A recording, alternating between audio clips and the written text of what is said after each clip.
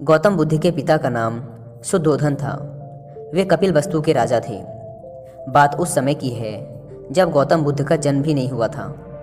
राजा शुद्धोधन की कोई संतान ना थी। इसी कारण संतान प्राप्ति की चाहत में वे सदैव चिंतित रहा करते थे। संतान प्राप्ति की चाहत में ही उन्होंने 2 विवाह किए थे। राजा शुद्धोधन की बड़ी रानी का नाम महामाया और छोटी का नाम प्रजावती था। धीरे धीरे समय गुजर रहा था। राजा शुद्धोधन अब अधेड़ अवस्था से वृद्ध अवस्था की ओर बढ़ने लगे थे। देवी देवताओं की पूजा अर्चना और दान पुण्य भी करने के बाद भी उन्हें संतान का सुख ना मिल सका। समय बीतने के साथ साथ राजा की उम्मीद भी खत्म होने लगी थी। ऐसा लग रहा था जैसे भाग्य के देवता राजा शुद्धोधन से क्रोधित होकर बैठे हैं। तभी तो उनकी श्रद्धा और निष्ठा भी कोई रंग ना ला सकी थी। अब राजा की चिंता और गहरी चिंता में बदलने लगी थी। राज्य में चारों ओर सुख शांति और समृद्धि थी, किंतु अपना उत्तराधिकारी न होने के कारण यह सब कुछ राजा को निरर्थक ही प्रतीत होता था। निसंतान होने का दुख राजा शुद्धोधन को ही नहीं, रानी महामाया और रानी प्रजावती को भी था। इस चिंता को दूर करने का उपाय किसी के हाथ में ना था, अतः वे सभी मौन थे। एक समय की बात है कि रानी महामाया रात्रि काल में अपने इष्ट देव का स्मरण कर सैया पर लेट गई। लेटते ही उनकी आंख लग गई और उनकी आंखों के सामने भिन्न भिन्न प्रकार के सुखद स्वप्न चित्र तैरने लगे। स्वप्नों का तांता रात भर लगा रहा। स्वप्न आते रहे और सुखद अनुभूति देकर गायब होते रहे। रात्रि का अंतिम प्रहर चल रहा था। रानी महामाया ने स्वप्न में देखा कि 4 यक्ष, जिनके मुखमंडल तेज से चमक रहे थे, उनके निकट आए। यक्षों ने रानी को प्रणाम किया और पुष्प के समान बड़ी कोमलता से उन्हें उठाकर एक ओर उड़ चले।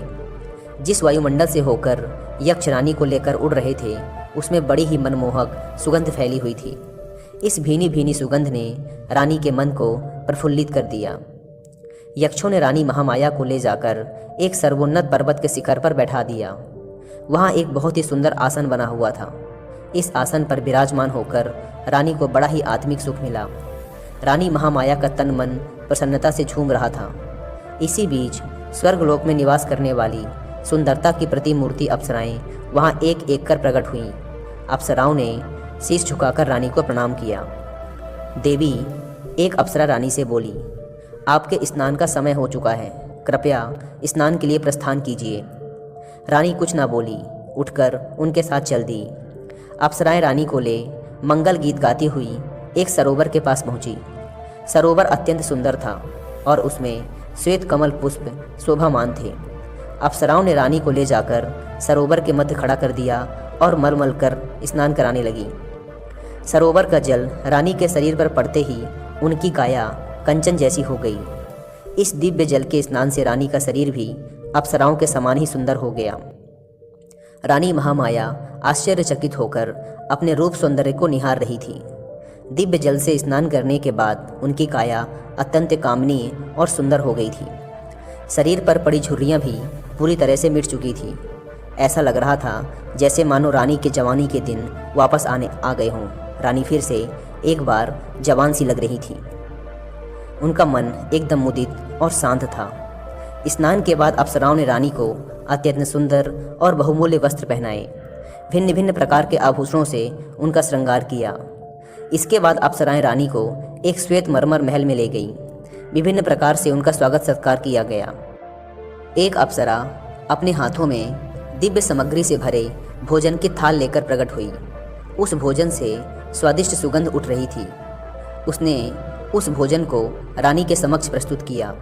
जब रानी ने उसका स्वाद चखा तो उसका तनमन आनंदित हो उठा। दिव्य भोजन खिलाने के बाद अप्सराएं रानी को महल के दूसरे कक्ष में ले गई। उस कक्ष में एक पुष्प सेज सजी हुई थी। अप्सराओं के आग्रह पर रानी पुष्प सज्जित सेज पर विश्राम करने लगी।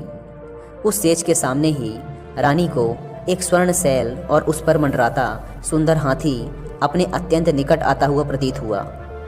हाथी ने कमल के पुष्प से रानी के दाएं अंग पर धीरे से प्रहार किया और फिर छोटा और छोटा होता हुआ एकदम बहुत छोटा हो गया और एकाएक रानी के गर्भ में जाकर समा गया। रानी ने भय और आश्चर्य से तुरंत अपनी आंख खोल दी। अब रानी को पता चला कि वह स्वप्न देख रही थी। बड़ा ही आश्चर्यचकित कर देने वाला और सुखद स्वप्न था। आँख खुलते ही जिसका समापन हो गया था। जब राज ज्योतिषी ने स्वप्न के फल की गणना कर बताया कि उनके यहाँ एक यशस्वी पुत्र रत्न का जन्म होगा, तो उनकी प्रसन्नता की कोई सीमा ना रही। राज ज्योतिषी की घोषणा ने जैसे राजा रानी और प्रजा के ऊपर से चिंता की कालिमा को समाप्त कर दिया था। राजमहल में छाया सन्नाटा धीरे धीरे सिमटने लगा था। ज्यों-ज्यों रानी महामाया का गर्भकाल पूर्ण होने की ओर अग्रसर हो रहा था, त्यों-त्यों राजमहल में प्रसन्नता बढ़ती जा रही थी। अब गर्भकाल लगभग पूर्ण होने को था। उस काल की प्रथा के अनुसार रानी अपने प्रथम शिशु को अपने माता पिता के घर पर ही जन्म देती थी। इसे अत्यंत शुभ माना जाता था। ऐसा ही विचार कर रानी महामाया को उनके माता पिता के पास भेजने की व्यवस्था की गई, ताकि वे अपने प्रथम शिशु को वहीं पर जन्म दे सके। राजा की आज्ञा से एक सुंदर रथ को फूल मालाओं और मोती मणियों से सुसज्जित किया गया। उस रथ में रानी के साथ उनकी प्रिय दासियाँ और परिचारिकाएं भी बैठी थी। रथ के आगे आगे 6 घोड़ों पर सवार योद्धा सैनिक चले और इसी प्रकार पीछे भी घुड़सवार सैनिक चले। धीरे धीरे रानी का यह काफिला आगे बढ़ता जा रहा था कि लुम्बिनी वन के निकट रानी को तीव्र प्रसव पीड़ा होने लगी। परिचारिकाओं के कहने पर रथ को लुम्बिनी वन में ही एक उचित स्थान देखकर रोक दिया गया। बैसाख मास की पूर्णिमा थी। आसमान पर पूर्ण चांद चमक रहा था। लुम्बिनी वन का कोना कोना जैसे पूर्णिमा की शीतल चांदनी में अपनी मधुरिमा के साथ शोभायमान हो रहा था। इस बैसाख पूर्णिमा को जैसे सदियों से लुम्बिनी वन में एक महान घटना के घटने की प्रतीक्षा थी, और प्रतीक्षा की घड़ियां धीरे धीरे समाप्त होती जा रही थी। यह घटना ईसा से लगभग 564 वर्ष पूर्व की है, यानी कि आज से लगभग 2500 वर्ष पहले की। रानी महामाया प्रसव पीड़ा से आकुल लुम्बिनी वन में पुष्पों से आच्छादित वृक्ष के नीचे विश्राम कर रही थी, और परिचारिकाएं उनका तरह तरह से ध्यान रख रही थी। प्रकृति द्वारा निर्धारित शुभ घड़ी और शुभ पलों में रानी महामाया ने एक सुंदर स्वस्थ शिशु को जन्म दिया। शिशु के जन्म की शुभ सूचना अभिलंब कपिलवस्तु भेज दी गई। कपिलवस्तु में राजा शुद्धोधन और रानी प्रजावती की खुशी की सीमा न रही। पूरा राजमहल विभिन्न प्रकार के मोतियों, मणियों और दीपमालाओं से सजा दिया गया। राजा शुद्धोधन और रानी प्रजावती ने पुत्र प्राप्ति से प्रसन्न होकर निर्धनों और ब्राह्मणों को खुले हाथों से दान देना प्रारंभ कर दिया। राजा ने अपनी प्रिय पत्नी महामाया और नवजात शिशु को लुम्बिनी वन से कपिलवस्तु बुला लिया। राजमहल में उनका बड़े हर्ष के साथ स्वागत किया गया। एक दिन आसित ऋषि दरबार में पधारे।